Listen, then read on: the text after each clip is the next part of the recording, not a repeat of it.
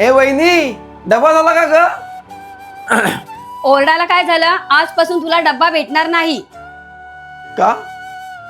पैसे तर वेळच्या वेळ देतोय ना मी. उपकार नाही करत. तुझे पैसे तुझ्यावरच खर्च होतात. बाहेर 4,000 एका वेळेचं तरी जेवण भेटेल का तुला? अगं वहिनी, 8,000 रुपये पगार आहे मला.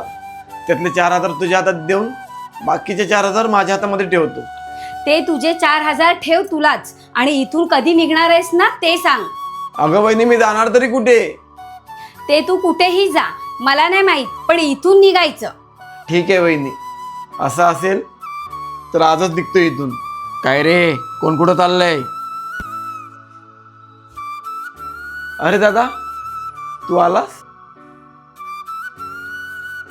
अरे काही नाही, आत्ताच कामातून फोन आला होता.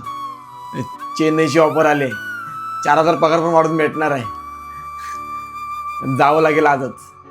वहिनी तर बोलत होती की नको जाऊ म्हणून.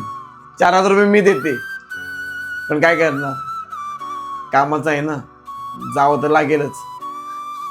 हो ना वहिनी?